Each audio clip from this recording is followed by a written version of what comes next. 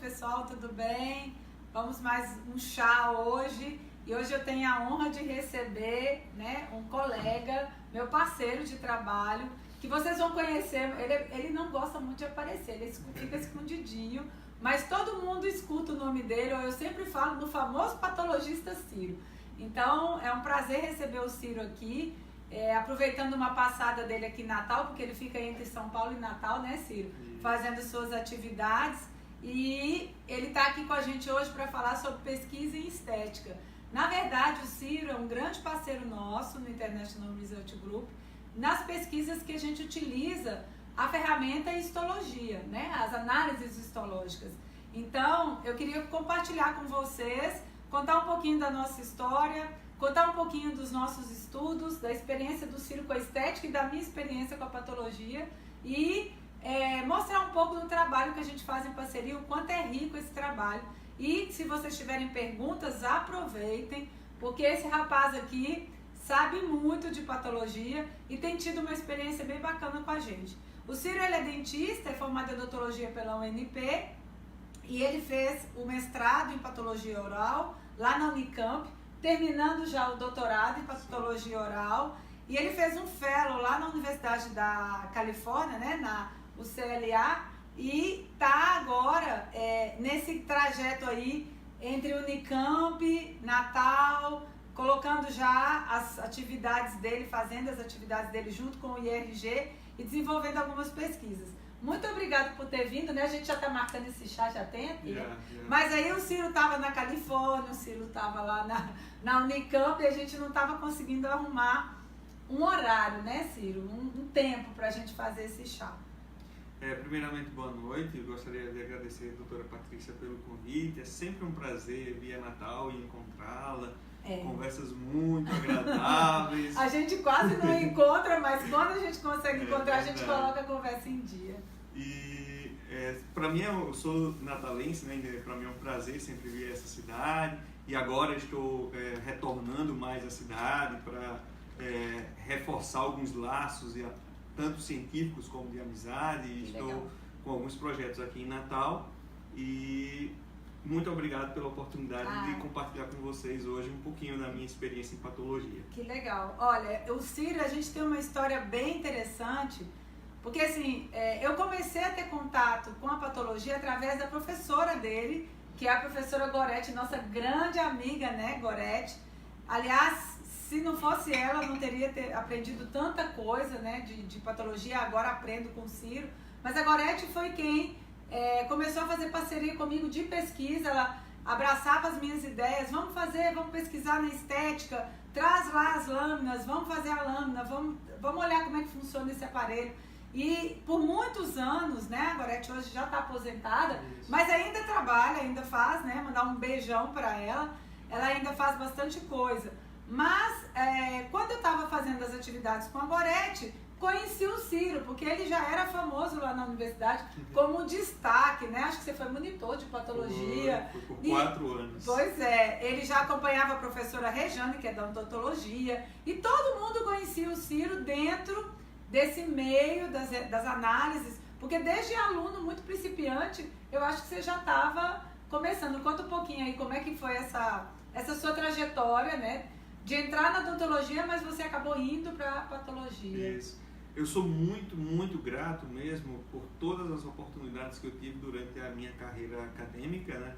A Universidade Potiguar, para mim, foi assim uma oportunidade de crescer muito. Sim. Eu tenho que agradecer, sem dúvidas, a Universidade Potiguar, que abriu muitas portas para mim. E ela tem uma estrutura bacana de biotério, né? A gente sempre fez muita pesquisa lá e sempre teve muito apoio, muito material. Então, para o aluno que se interessa, né? Sem dúvidas, é um caminho de crescimento certo, se você quer realmente. Na Universidade Potiguar, então, eu tive a oportunidade de conhecer os melhores professores que eu poderia ter tido durante a minha graduação. Como a professora Patrícia já citou aqui, a professora Gorete, eu considero ela nem como mais amiga, mas como uma mãe científica. Com certeza. Toda vez que eu venho a Natal, nós às vezes nos reunimos. Ela disse que não quer mais saber de ciência, mas mentira! ela respira ciência. Né? Mentira! A gente liga para ela e fala, vou fazer. A professora Regiane também é uma pessoa que me apoiou muito e me apoia ainda, né? Em todas as etapas ela esteve presente. É engraçado a história, porque na minha primeira aula de patologia, na graduação, eu estava lá no curso de odontologia, né, no segundo período, assisti uma aula de patologia, não foi pela Goretti, foi pela professora Leonor. E assisti aquela aula, Leonor, lá no Ceará Mirim. Assisti aquela aula e naquele dia eu decidi o que eu queria para minha vida. Já se eu apaixonou. quero ser patologista. E todos falavam, é difícil um dentista conseguir um destaque como patologista. Aí eu falei, mas eu nunca gostei de coisas fáceis, então é esse caminho mesmo que eu quero. Que interessante, desde o primeiro contato você já Isso gostou. mesmo. Que legal. E aí, assim, depois que a gente se conheceu e começou a fazer alguns trabalhos, que na verdade foi mais ao final da sua formação, né? Nós já tivemos mais contato ao final, mas aí por esses laços da Goretti, pelo próprio contato que a gente teve, o Ciro começou a me ajudar muito nas pesquisas histológicas, né? Mesmo ele já formado, eu acho que você já entrou no mestrado, você já saiu da graduação direto para o mestrado. Na verdade, eu fiz a prova, eu prestei a seleção para o mestrado no 9º período ainda. Ah, ainda faltava um período. Ainda não tinha nem feito. E fui aprovado e consegui adiantar muito para já ir para São Paulo. Para São Paulo, sim. Aí ele fez lá, desenvolveu na Unicamp. E na Unicamp, o Ciro tem acesso a muitas oportunidades de desenvolver, porque lá tem a microscopia eletrônica, porque lá tem materiais, os kits, a parte imunistoquímica bem desenvolvida. Então, através dessa parceria também dentro da Unicamp, a gente pôde ampliar a qualidade da pesquisa. Nós começamos a fazer pesquisas tímidas, mais simples. Depois a gente começou a fazer umas pesquisas mais arrojadas, né? Conseguimos publicações muito boas, né? Em revistas de fator de impacto alto, Qualis A1, A2, ou seja, melhorou muito a qualidade. A Unicamp também, tenho que agradecer sem dúvidas, que é um centro de pesquisa que tem me apoiado de uma forma assim, sem comentários. Eles me dão toda a estrutura, né? Eles provêm uma estrutura muito forte em pesquisa aqui no Brasil. Hoje é a segunda universidade mais importante do Brasil. Ela tem esse nome lá fora. E a patologia da Unicamp é reconhecida mundialmente como uma das melhores do mundo. Hoje nós figuramos aí entre os 3 melhores campos da patologia do mundo. Eu imagino. E aí isso abriu as portas para fazer o fellow, né? Para fazer o desenvolvimento. Mesmo. Como é que aconteceu isso? É interessante que o trabalho do patologista, comentar um pouquinho sobre o trabalho do patologista, que geralmente o trabalho do patologista é muito solitário. Nós ficamos por trás de um microscópio, vendo lâminas histológicas, de imunistoquímica, que é uma técnica que você detecta a proteína no tecido, fazendo outras análises que são essenciais para que nós encontremos respostas biológicas. E no meio desse caminho, o que eu achei mais interessante é que, apesar de ser um trabalho solitário, eu consegui fazer grandes amigos. Uma grande amiga minha, por exemplo, é a doutora Patrícia. Foi puxando gente para perto, né? Isso apesar mesmo. do trabalho solitário. E ela sempre me trouxe, eu não deveria nem ser amigo dela, porque ela sempre me trouxe problemas.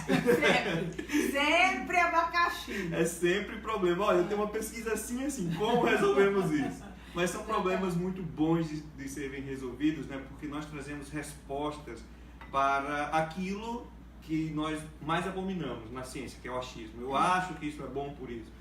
Nós fazemos justamente o contrário. Eu acho que o trabalho de um clínico, de um bom clínico com um bom patologista, sabe, é o que realmente faz com que nós nos sintamos na graça de dizer, eu estou fazendo da melhor forma, eu estou trazendo respostas concretas. Então, quantas e quantas vezes a professora Patrícia chegou para mim e falou, Ciro, vamos fazer um estudo que esse aparelho nunca foi testado. É o problema da estética, né? Eu sempre chego com um aparelho e ele fala, mas como são as metodologias dos estudos anteriores? Não tem estudo anterior. Esse é o primeiro estudo no mundo. A gente praticamente tem trabalhado em cima de aparelhos com 0 publicação no mundo. Nós somos os primeiros. Isso mesmo. Então é difícil você encontrar um caminho metodológico, né? Isso. E minha história é um pouco assim agora com a dermatopatologia, né? A dermatopatologia é uma área da patologia, uma subespecialidade da patologia, que estuda alterações que ocorrem exclusivamente na pele. A pele é um órgão, né, do corpo humano, eu acho que é o órgão mais importante. Eu acho que semana passada eu estava dando uma aula na graduação de medicina sobre dermatopatologia e eu comentava com os alunos que a pele é um órgão tão importante que parece que tudo que ocorre no nosso organismo se manifesta na pele. Então, um bom dermatologista clínico, ele tem que ter essa sensibilidade de entender que às vezes uma manchinha pode representar um problema sistêmico grave. Ou até um emocional, né? Ou até um emocional. Sem dúvida. Quantos e quantos problemas de pele, né? Tem essa é uma manifestação de algo emocional que está trazendo aquilo ali também. Então, fisiologicamente falando e patologicamente também, na minha opinião, a pele é um dos órgãos mais importantes, né? E sabemos que é um órgão que reveste todo o corpo humano. Então, quando a gente fala pele, nós também temos que entender que é um órgão muito complexo, porque a pele da pálpebra é muito diferente da pele da perna, da pele da palma da mão. Totalmente diferente. E quando eu comecei a estudar dermatopatologia, eu tive a oportunidade, gostaria de agradecer publicamente ela, a doutora Maria Letícia Sintra. Ela é hoje a dermatologista do Brasil mais reconhecida. Ela trabalha lá na Unicamp e eu tive a oportunidade de estagiar com ela por quase 2 anos.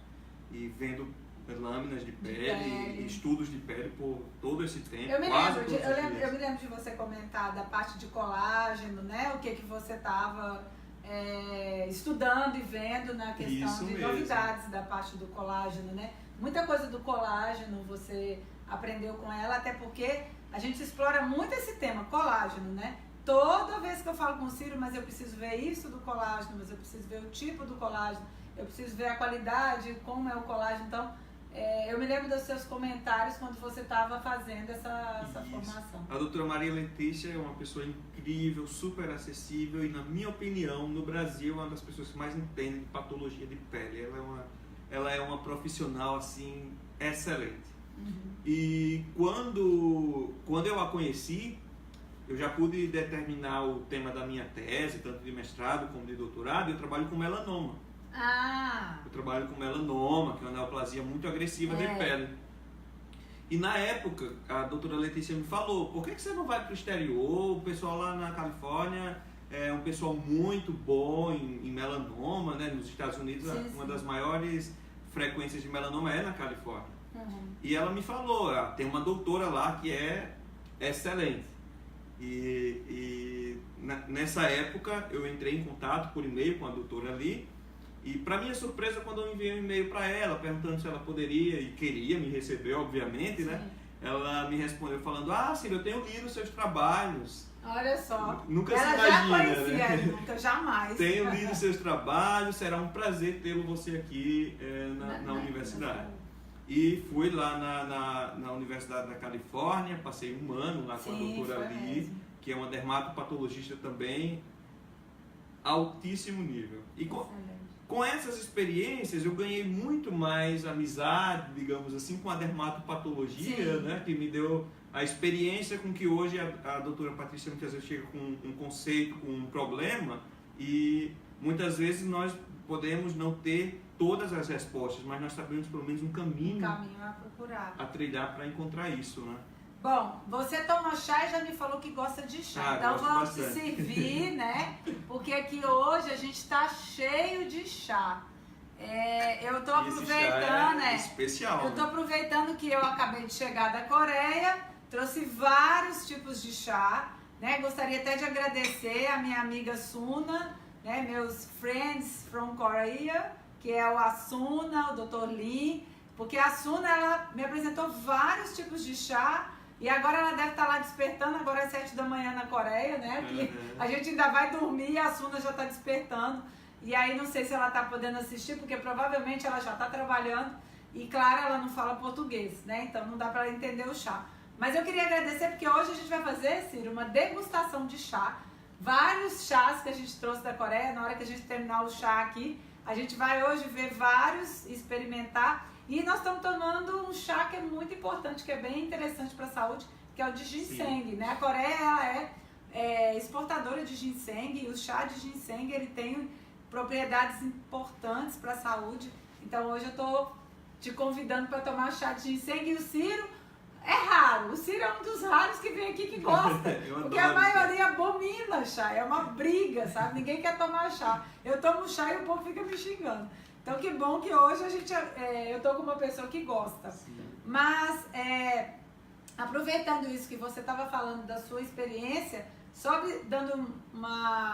contando para vocês um detalhe, lá na sua experiência da Califórnia, acabou que você publicou na Nature, né? Isso. O Ciro tem publicação na Nature, gente. Pelo amor de Deus, olha só. Eu fico assim, meu Deus, um dia eu quero chegar nesse nível, porque publicação de altíssimo nível, sim, né? Sim. Revista onde publicam os prêmios Nobel, né, internacionais. Então, o trabalho que ele fez lá, o nível de conhecimento e a experiência que o Ciro tem é muito grande, né? E aí, por ele ter ido para a área da dermato, né, patologia, né, da parte da pele, ajuda muito a gente, porque a gente sempre pega equipamentos que a gente não sabe. Será que tonifica a pele mesmo? Será que vai melhorar a gordura? Né? O que a gente vai ver? Então, uma experiência que o Ciro teve de equipamentos que a gente passou bastante aperto foi a criofrequência, né, Ciro? Sim. O Ciro já conhece. Quando eu falo criofrequência, ele nunca viu a máquina, mas ele já sabe da história. Porque, na verdade, a criofrequência, quando eu cheguei para ele, foi um desses abacaxis que ele falou. Olha, Ciro, eu tenho que pesquisar isso. Eu não sei se eu usei a temperatura certa. Eu não sei o que o aparelho faz. Eu não sei o que eu estou fazendo a nível histológico, ou fisiológico, ou biológico. Porque ninguém sabe, ninguém nunca estudou. É um aparelho que aquece, mas ao mesmo tempo ele tem um resfriamento e ele vai, com certeza, com essa mistura ter algum efeito. E aí eu passei isso pra ele e a gente ficou super perdido, né? Os resultados foram ótimos. Mas aí a gente teve um resultado ótimo, mas a temperatura do aparelho não foi a que a gente esperava. Então, tudo isso gerou muita desculpa e o Ciro me apresentou a Imuno, né?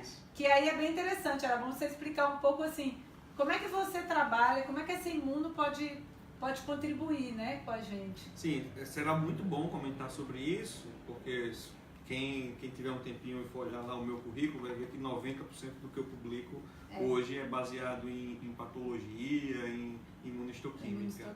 Né? Uma coisa bem interessante, que a doutora Patrícia, eu acho que ela já comentou nas entrelinhas, mas eu gostaria muito de salientar, é que, como eu falei, o trabalho do patologista é realmente solitário, e além disso, é muito sério o que a gente faz, né? Porque a gente observa fenômenos biológicos e a gente tem que interpretar isso de uma forma para geralmente dizer se uma resposta clínica é boa ou ruim. Então isso é uma responsabilidade muito grande. Ou então, que mecanismo é esse, né? Que mecanismo? O que é que está por trás disso? Exato. E falando um pouco disso, eu gostaria de dizer que eu também me sinto honrado de saber que muitas vezes, ou 99% das vezes, eu lido com gente muito responsável também, muito séria, muito honesta. Porque isso é muito importante, sabe? Esse elo. Muitas vezes a Patrícia me entrega um material lá, eu não sei nem do que se trata. Não, a maioria, né? Eu acho que 100%. A gente geralmente conversa depois. Ontem mesmo eu contei pra ele o que era, porque ele me deu uma análise e eu tive dúvida, aí ele falou assim, mas isso era o quê? Aí que eu fui falar que era um microagulhamento, né? Aí vou explicar o que é, aí eu coloquei cosmético, que princípio ativo que é. Aí você falou, mas tem fator de crescimento. Aí ele já começou a ver. Então, a gente normalmente não avisa antes, ele só fica sabendo depois. E isso traz uma seriedade para o trabalho. Cego, né? É cego mesmo. Eu sempre gosto de fazer, e por isso que eu gosto e confio muito. Todos os trabalhos do International Research Group, eu confio, porque é uma coisa que nós fazemos de forma séria. A seriedade, eu acho que é um dos nossos principais pilares, né? Com certeza. Então, os nossos trabalhos, quem acompanha vê que são trabalhos muito citados na literatura, são trabalhos muito bem vistos e muito bem publicados. Sim. Eu acho que porque estão atrelados a essa seriedade. Feito esse comentário, a doutora Patrícia fez um questionamento muito importante aqui sobre as técnicas que nós podemos abrir mão, né? A patologia clássica é aquela baseada lá em você ver uma lâmina corada em hematoxilina e eosina, aquele rosa e roxo, né? E você vai vendo a morfologia celular, a morfologia da matriz extracelular, do colágeno, etc. Só que durante esse processo de patologia básica, começam a surgir algumas respostas que nós não temos como ter certeza. Por exemplo, a doutora Patrícia, um dos primeiros trabalhos que eu lembro que nós fizemos, que eu achei os resultados assim interessantes demais, foi com radiofrequência. Ah, foi mesmo. Eu tinha até esquecido desse, que foi radiofrequência e colágeno. Exato. E esse trabalho, quando eu comecei a ver as lâminas, gente, eu fiquei assim encantado, porque eu via o controle e via o grupo tratado. Eu falei, mas isso não é delírio visual, eu realmente estou vendo. E a quantidade de fibroblasto e de colágeno novo que tinha no grupo tratado era simplesmente impressionante. Exatamente. Mas, justamente nesse trabalho, eu falei para a doutora Patrícia, mas não é comum nada que você vai colocar na pele que faça esse... Agora vamos encontrar uma resposta para isso. Quando nós não encontramos essa resposta só na lâmina, aí é quando nós abrimos mão, né, de fazer alguns estudos que muitas vezes são um pouco caros ou muito caros, dependendo do estudo. Dos kits, né, que tem que adquirir. Mas quando você tem um bom clínico e um bom patologista, é mais fácil você direcionar também para não ficar jogando tanto dinheiro fora, né? Exato. Você tem que saber o que você vai aplicar. Quais são os marcadores específicos. Mesmo. Nesse caso específico, quando eu vi aquele monte de fibroblasto lá, eu falei, esse negócio ativa um fator específico, que é um fator de crescimento fibroblástico, o FGF2. Aí eu falei, doutora, vamos tentar estudar isso. Aí ela me apoiou, que também é o que eu gosto muito de trabalhar com a Patrícia, que eu apoio sempre o que ela traz para mim, mas em contrapartida ela também é muito apoiadora. Ela fala, vamos lá, vamos entrar em contato com isso, com aquilo e vamos dar um jeito. E nesse estudo nós, por exemplo, conseguimos comprovar que aquela quantidade de fibroblasto é porque a radiofrequência aumenta os níveis de FGF2 no tecido. Exatamente. Então, a imunistoquímica, ela traz pra gente esse subsídio, sabe? Essa resposta de você saber especificamente o que é que está acontecendo, por que está acontecendo, qual é a vantagem, qual é a desvantagem disso. Isso. O mecanismo, o caminho, né? Como é que a radiofrequência chega a tonificar a pele? Isso vem de um processo inflamatório, que aí você consegue mostrar, quantificar. Depois ele vem da quantidade de fibroblastos que aparece, depois o colágeno formado. Então, tudo isso já são caminhos que na hora que você vai explicar, você consegue esclarecer como que aconteceu todo o processo. Isso mesmo. Em pele, eu sempre costumo dizer, né? Nós que fazemos patologia de pele, eu sempre costumo dizer, eu fui uma vez a um congresso e infelizmente eu ouvi isso de uma pessoa que é até renomada. Ele falou, inflamação em pele é péssimo. Eu não gosto de nada tão generalista, sabe? Essas afirmações genéricas, elas não acrescentam nada para a ciência. Por que você diz que inflamação é ruim? Em muitos contextos, como estávamos conversando ontem, se você tem uma quantidade grande de neutrófilo, de linfócito, citotóxico, realmente pode ser um sinal ruim. De uma patologia. Mas se você tem lá um macrófago, que é um potente produtor de fator de crescimento, se você tem um plasmócito, que é uma célula mais especializada, essa inflamação pode ser muito vantajosa. Inclusive, em outro estudo nosso, que foi aceito recentemente e publicado sobre feridas e uso do ozônio, nós provamos, inclusive, que o fator de crescimento é produzido pelos macrófagos. Então, como que eu posso dizer que a inflamação é ruim, entendeu? Sem aplicar isso a um contexto. Então, eu acho que tudo tem que ser muito bem estudado, e a imunistoquímica é um tipo de ferramenta, né, da patologia que nos permite responder determinadas questões que eu não consigo responder só vendo uma lâmina.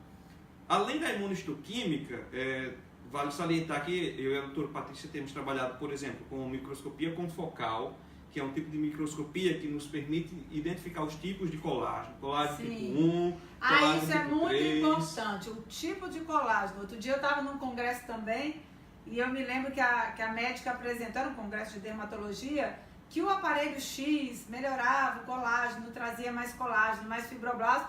E aí uma pessoa foi lá no microfone, né, um médico, e falou assim, mas que tipo de colágeno? E aí ela ficou assim, ele falou, você analisou qual o tipo do colágeno?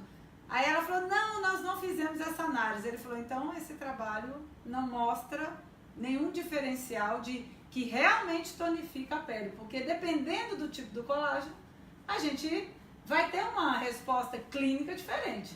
Totalmente. Né? E isso a gente está vendo agora, os últimos estudos que a gente está fazendo, né? Esses novos. Isso. Então, a microscopia focal, né? Confocal. Confocal que você está citando, ela está dentro da nossa atividade, assim, rotineiramente.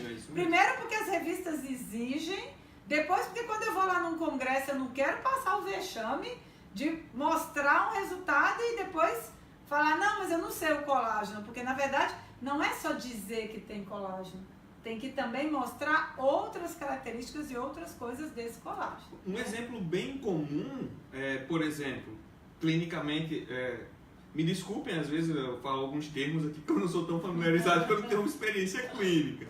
Mas, por exemplo, o pessoal que trabalha com dermato, e vocês também que trabalham com dermatologia, dermatofuncional, né? Um queloide é um sinal clínico bom ou ruim? Pra gente é ruim esteticamente. Mas tem um monte de colágeno lá. Agora, qual a qualidade desse colágeno? Por que ele ativo, né? Exato. Então, esse é um exemplo que nós temos que entender. As pessoas elas têm que entender que não é o quanto se produz, é o que se produz, saber diferenciar. Por exemplo, os nossos últimos estudos, nós temos sempre focado nisso. Qual é o tipo de colágeno? A gente sabe que o colágeno tipo 1 ele é mais resistente, ele é mais duradouro, ele tonifica mais. Claro, com certeza. E então, aí, para a gente que está buscando um tratamento, como o que a gente fez agora de pálpebra, né? Que é o microagulhamento, que nós associamos algumas substâncias para estimular mais ainda a ação inflamatória e a ação do microagulhamento. A gente viu que quando a gente colocou a presença de alguns princípios ativos, o tipo do colágeno já mudou. Né? Então, isso já chama a atenção da gente que sozinho, talvez, o microagulhamento tenha a sua eficiência, mas não tanto. Né? Então, a gente tem que começar a ver. Será que produz colágeno o microagulhamento? Produz, mas que qualidade de colágeno, né? Quando a gente viu essa análise, a gente ficou... Eu ontem fiquei meio assustada, assim. Assustada no bom sentido, mas a gente vai cada vez vendo mais e ficando mais alerta que as coisas não são tão simples, né? A gente não pode... E microagulhamento, por exemplo, Ciro, é algo que tem bastante estudo, como eu te comentei. Tem muito estudo lá fora, com microagulhamento aplicado de diferentes formas. Agora, da forma que a gente utiliza muito aqui no Brasil, que é a forma menos agressiva, com agulhas menores, que o pessoal que é do tratamento conservador utiliza, né? Não é um microagulhamento cirúrgico, né? Sim. A gente não tem muita evidência. Na verdade, a gente tem pouquíssima, praticamente nada. Então, isso é uma coisa que eu acho que vai melhorar muito o trabalho clínico de todo mundo. Então, só vem a somar. Sem né? Com certeza. Isso acontece muito na odontologia também. Na odontologia eu tenho mais prática clínica, né? Então, eu posso falar com um pouco mais de propriedade. Mas, por exemplo, eu lembro de... Obviamente eu não gosto de citar nomes, esse caso nem foi no Brasil, mas mesmo assim eu não gosto de citar nome nem locais. Mas estavam fazendo aí no exterior, em um país específico, eles extraíam um dente e colocavam lá uma solução dentro do alvéolo, do espaço onde tinha um dente, né? Prometendo que aquilo lá ia formar osso e você ia poder fazer implante com um mês. E eu fui ver o estudo na verdade não provava nada. Entendeu? Então, essa falta de evidência científica é o que mais me incomoda hoje em dia. E eu acho que, com certeza, na estética não é diferente. Nossa, né? A estética que é difícil mesmo. Porque quando a gente mexe com a vaidade, com a beleza, com a aparência, as pessoas se preocupam muito e elas estão loucas por respostas um resultado rápida, né? e milagres, né? Então, as pessoas acreditam em tudo. Não vão buscar uma qualidade de comprovação. Por isso as coisas são difíceis. Também, Ciro, um trabalho interessante que você desenvolveu é com aquele equipamento lá na Unicamp, de luz polarizada, que foi um equipamento que uma empresa suíça, né, me passou para fazer a pesquisa. E aí o Ciro acabou levando para trabalhar junto com o Júlio, com o Ito, lá na Unicamp. Me conta um pouquinho da sua experiência lá com a luz polarizada, né?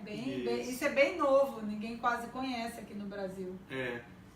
Eu gostaria também de agradecer a senhora por ter dado a oportunidade de trabalharmos com isso, né? E eu tive a oportunidade muito boa de receber a visita tanto do Júlio como do Ito, foram pessoas incríveis. Eu acho que para eles também foi uma experiência muito boa, que eles aprenderam muito, mas nós aprendemos também com a troca de ideias, né? Então, essa foi mais uma das ideias, né, que a senhora trouxe para mim. Olha, estou com um aparelho, ainda não foi testado, vamos testar. Vamos testar, exato. E esse e até é interessante para o odonto, né? Sem porque dúvidas, é uma fototerapia, sem né? dúvidas. E esse estudo em particular, né, eu me sinto assim na honra de ter estado mais perto dos meninos e ter coordenado um pouco lá também a parte experimental, né? E esse estudo em particular, com certeza vai nos render publicações assim que a gente não pode nem imaginar, porque serão muito boas. E o que eu posso adiantar nós fizemos o estudo comparando vários métodos de fototerapia, né? Usamos luz polarizada, usamos o laser dual, que também é uma novidade, não é isso? Sim. O que emite a luz lá ele tem o comprimento de onda alto e baixo comprimento de onda, não é isso? Isso. Que é o infra e o vermelho ao mesmo tempo, no mesmo aparelho. Como se fosse um cluster, só que um laser. Isso. Na verdade, um laser. E também nós estamos usando como controle outros tipos de laser mais convencionais. E eu estava comentando com os meninos esses dias que clinicamente, né, na ferida lá no ratinho, era incrível o quanto a luz polarizada cicatriza de uma forma rápida. E o melhor, com qualidade. Porque geralmente você às vezes observa um aspecto de uma ferida clínica, isso é muito importante. Eu não dava muito valor para isso, infelizmente. Agora eu já estou começando a perceber. Olhe como a clínica é tão importante quanto a patologia. Não adianta só ver lá a célula, né? Então, às vezes você vê lá uma ferida que está cicatrizando, ela está diminuindo de tamanho, mas tem uma crosta muito feia, ela continua com exudato inflamatório. Então isso não é um bom sinal. Sim. E a luz polarizada era totalmente diferente, sabe? Era uma ferida que contraía, ficava sequinha e com uma crosta mínima. Quando fomos para os resultados histológicos, e gostaria de agradecer uma pessoa que andou assim de mãos dadas comigo nesse trabalho, foi o Bruno. Ele é doutorando lá na Unicamp e eu tenho co-orientado o Bruno, ele tem aprendido um pouco de mim, um pouco, eu também sei pouco, ele também está aprendendo um pouco. Troca de conhecimento. E o Bruno nos ajudou com isso, e ele quem fez o processamento de lâminas e da imunohistoquímica que está sendo feita. Inclusive, para esse estudo vamos ter análise de DNA, muita coisa nova. Nossa senhora, olha aí, olha o nível da pesquisa. Então, quando vi as lâminas, era inacreditável, assim, a quantidade de informação que eu tinha ali. Então as feridas elas cicatrizavam realmente de uma forma muito mais eficaz. Eu observava um aumento no número de miofibroblastos. O miofibroblasto é um tipo de fibroblasto, né, que nós temos na pele, em todo lugar, mas o miofibroblasto é um tipo de fibroblasto que ele tem funções ou seja, musculares. Ele ajuda a ferida a contrair. E a luz polarizada, eu acredito que o principal mecanismo dela está no aumento do número de miofibroblastos, que diminui o tamanho da ferida e causou um efeito cicatrizante assim excelente. Então, como eu falei, nós temos uma grande quantidade de material, porque nós fizemos isso em camundongos, e nós temos camundongos normais, camundongos diabéticos. Foi uma pesquisa que teve o apoio do CNPq, né? Você fez... Da FAPESP. Inclusive, gostaria também de agradecer à Fundação de Amparo à Pesquisa do Estado de São Paulo. Já foi uma pesquisa da FAPESP, então ela foi uma pesquisa ampla. Conseguimos verba para isso, por isso que nós conseguimos... muitos marcadores, muitos kits, muito DNA para ser analisado. E muitas vezes, para quem está nos assistindo, acha, então o Ciro é tranquilão, o que ele quer lá fazer, ele faz. Não é assim. Muitas vezes eu quero fazer, mas não tem verba de pesquisa suficiente. Se eu realmente quero, às vezes eu tiro do meu bolso, às vezes eu dou um jeito, dou a gente junta, faz a vaquinha, faz uma força. A gente tem umas vaquinhas, não é, Ciro? É terrível, a gente precisa juntar e liga para um que está na pesquisa. Você pode colaborar? Vamos comprar um kit para ir, custa tanto. E assim a gente vai. Porque, na verdade... Assim, quando a gente tem um equipamento que há um interesse, né, da empresa, às vezes eles têm interesse e apoiam a compra dos kits. Mas a gente não tem muito esse apoio ainda. Né? Isso ainda, a empresa às vezes faz o estudo, vê um pouquinho do resultado, tá bom. E na verdade podia ser uma pesquisa muito mais rica se chegasse a um nível de análise como o Ciro está explicando. Trazer respostas muito mais exato, até esclarecimentos maiores. Às vezes o aluno me pergunta, mas professor, isso? Isso a gente precisa estudar mais. Né? Então a gente tem que aprofundar. Por isso que a gente sempre, agora a gente está com o estudo de criofrequência, né? Mais uma vez a gente está voltando à criofrequência, agora já é uma segunda empresa, né? Que é a Body Health, que está nos apoiando. Da primeira vez foi a Dox, e tanto a Dox quanto a Body Health a Body Health agora fazendo imunistoquímica, e eu acho isso fantástico. Por quê? Porque a outra empresa tem um aparelho diferente, então a forma de agir, os resultados não são exatamente iguais. Agora a gente já tem os resultados da Body Health, apareceram resultados bem interessantes, mas eu ainda nem olhei os resultados, estou esperando o Ciro fazer o quê? A imuno, né? Então quando ele faz a imuno, abre muito mais as explicações, esclarece muita coisa.